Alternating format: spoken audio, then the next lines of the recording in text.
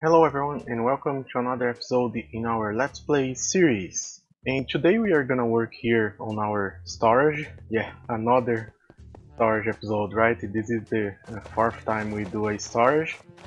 And yeah, the first thing you need to do is to pretty much put everything inside shulker boxes. And I already started doing this, as you can see here. And then move all the shulker boxes someplace, and then break everything, all the headstone, all the chassis, right? And then break all the headstone, all the chassis to build the new storage system, right? So I'm gonna do that.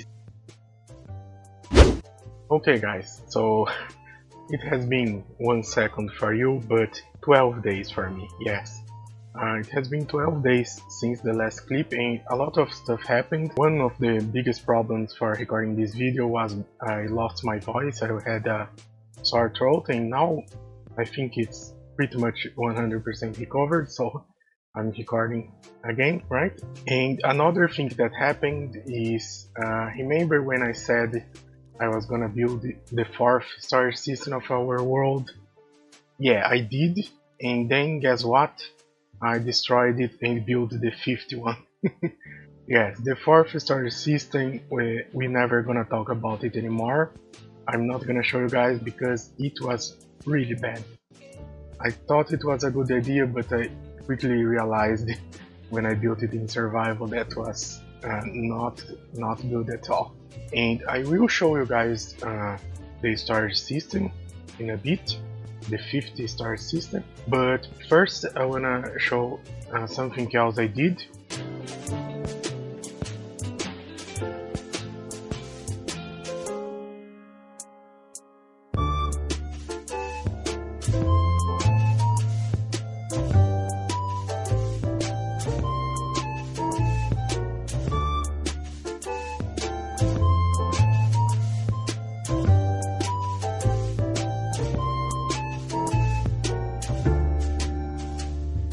It's loading,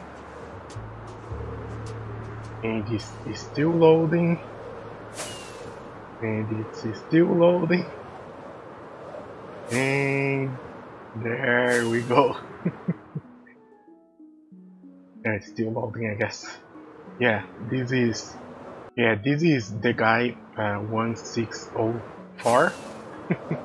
He's a streamer and also a YouTuber. I will leave a link in the description for his Twitch channel and his YouTube channel. He does a lot of useful tutorials in YouTube, headstone tutorials, right?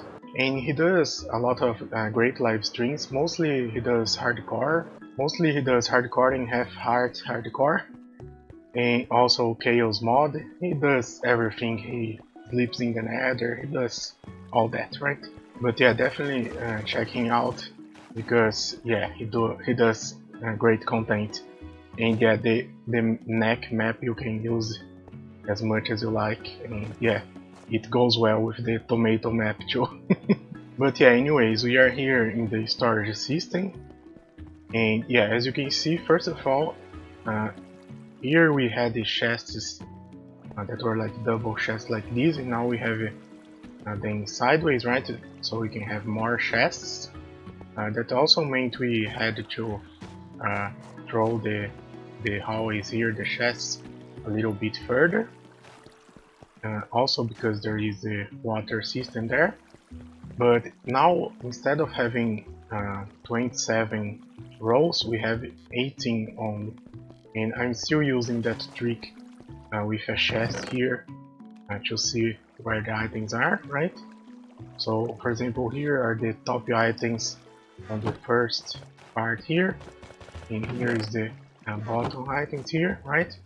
And I also placed some signs here, and I will probably use the ink sacks and glowing sacks later, or dye and glowing sacks later to be easier to identify, right? And the way this system here works is, for example, let's see an item here that we have a lot. Seeds, for example. If you look at the shulker box here, it's full, and we have some more here and full. shulker boxes here. But if we get a full chest full of shulker boxes, we can either place in one of these barrels here or in one of these double chests. Because for example here we have all our stone. Yeah, by the way, that's another thing that took me a long time. I went back to the pyramid where we had a bulk storage from all the stone and other items we mined, right? And I brought everything here. So yeah, as you can see here, for example, I have diorite, granite, andesite, gravel, insects is from the farm we had before, right? Sand, dirt. On the side I think we have cobblestone and stone from here, right in the end. So yeah, there is a lot of stuff, and I still need to place signs here to identify each chest, right? And on this side we have the stuff that we are not really sorting. Like here we have some redstone stuff. Here I have some concrete, coral, right? Here we have terracotta. Yeah, there is a whole bunch of stuff here that we are not really sorting. Okay, and here I loaded the schematic of one of these slices here for the storage, because it's easier to explain. So the first chest here in shulker box, the type of item filter we are using is a horizontal item filter. So the comparator is comparing this hopper here, and when it gets to signal strength 2, this will get to signal strength 2, 1, and it will unpower the torch and unpowering that hopper that will release the items for the chest or for the shulker box if it still has space, right? And yeah, this composer here is just to reduce a little bit lag on the hopper. And yeah, by the way, this here is fully hopper locked. So as you can see here, this hopper and this hopper are locked locally for with this torch, right? And this hopper is globally locked with this target block and this headstone line here. And yeah, for the item filter upstairs here, we have this target block in this headstone line to lock this hopper and this hopper, right? And yeah, by the way, the filter is pretty much a impulse filter, right? And there is this this repeater here just because we are reading through the block, not directly from the hopper, right? So yeah, this locks this hopper, and there is a headstone line here that powers this block, locking this hopper here. That's also a global line. And yeah, this was a little bit hard to come up with because I wanted something that fit into my design that I had already here, right? Just so I don't have to rebuild the whole aesthetic of everything. The only thing I had to do is those lights, I had to move them one block lower. They were one block higher, but that's where we need this block here, and it needs to be a solid block, it can't be a sea lantern. And there is only one thing that you need to know if you want to build this. These horizontal filters here, you have to configure them in a specific way. So the hopper where the items come in the water streams is pretty much the same as any item filter, but this hopper here, we need to have a full stack here of the item that you are filtering. And here you can either have 4 more full stacks, or you can have other 4 different items. So I renamed the pressure plates here, but they need to be different from the other filter item you are using in the other hopper here, right? But yeah, let me open here to show you guys. So here we have the input system. You can place 3 shulker boxes here, and you can press this to remove the shulker boxes, right? And you can also input items here, and the items that don't get sorted will end up in this chest here, right? So yeah, here's the shulker box stuff, and yeah, the inputs come here in this dropper, and there is this clock here to drop the items in the water, right? But we also have this chest here, and this is one thing that's remaining from the 4th storage system that we don't talk about. And that's, for example, now I have some items here, and this is what the comparator is reading, so whenever there is items here, it is locked, right? The hoppers are locked. But when there is no items here, it gets unlocked. And the idea is to come here, close these trapdoors, and break the chest. And why do I do this? Because this way we get all the items going through the system, and it will sort most of them, or at least all of them that can be sorted and have space. The only cases that won't sort is if they are not being sorted, of course, but also if you have more than 23 items, right, of one type, because the filters only can handle 23 items. So that's a good way to give like a first go, let's say, and it gets rid of a lot of items, especially if you had a situation like I had here with a whole bunch of different items, right? Yeah, so the items that were in the chest got here. So yeah, as you can see, we got rid of a bunch of items, but we still have some here that we didn't have enough room to sort, right? For example, I think we had exactly one stack of sea pickles, and yeah, 24 of them were filtered, right? They entered the hopper, but now we have this, so we can just put them here in this input system. That's like pretty much the same thing as any input system in a storage, right? You just drop the items in the water stream. So yeah guys, let me know if you guys want a more detailed video explaining the storage system here, and I might even show you guys in a separate video the 4th storage, because it's kind of a cool concept, but the problem is that it's not really automatic, so you have a lot of manual work, which can get very tiresome pretty quickly, right? And since we have the schematic loaded here, I want to say something that I don't know if I said in the Happy Tomato episode, but of course I use the schematic. There is a website that you upload an image and you can get exactly the blocks you need to place to do a map, right? And I used that for the tomato in this map yard here. But for the tomato I placed the blocks normally, right? But for this map I used the configuration in schematic that's called easy placement.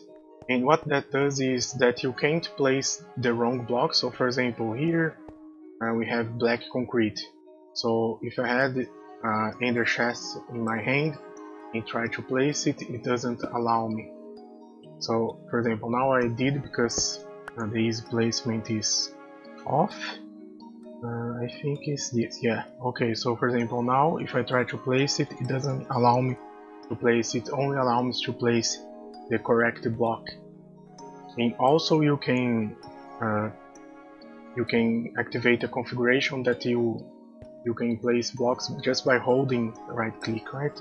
And I used this in this map here because, as you can see, you have a whole bunch of these blocks that you have only one type, right? It's very hard to place it without the easy placement. It took me about I did this in one day, but it took me like the whole day, like about 12 hours to do this. And by the way, it's 4 maps, right? But yeah, if I didn't use easy placement, it probably would take me like twice the time, I guess. Okay, and there is another thing I wanna do in this episode. Here where we enter our end base, I want to do on this two space here some aquariums, right? One I will put my axolotls, and the other one we will see in a bit. But let me try to just build the aquariums here and I come back with you guys.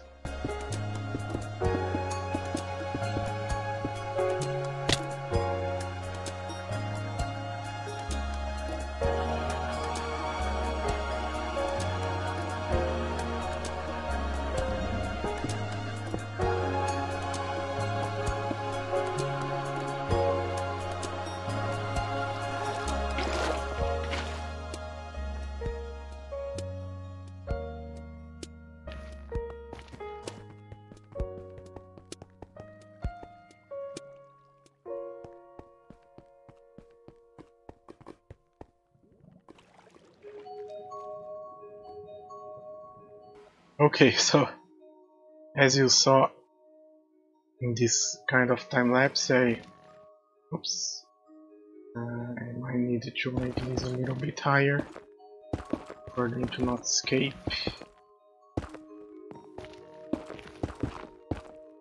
But yeah, as you saw in that kind of time lapse, I did make the rails here.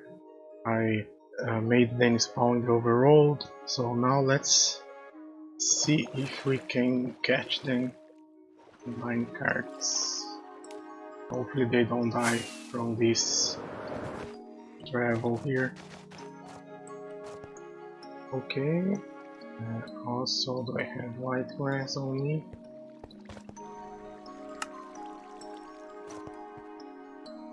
Okay, so let me close this. Let me try to break the minecarts without killing them. Okay, we have two glow squids here, and they kind of look like alien, right? So I guess they fit in here in the end, right? Okay, so I finished cleaning up the mess we left in the overworld and also the rails we had here, and I guess we have our aquarium now with the glow squids there. Yeah, two glow squids, and on the other side we have 4 axolotls, and we have our new stars, right? So yeah guys, thank you for watching, and if you have any names for the squids, leave a comment below, and I'll see you guys in the next episode. Bye!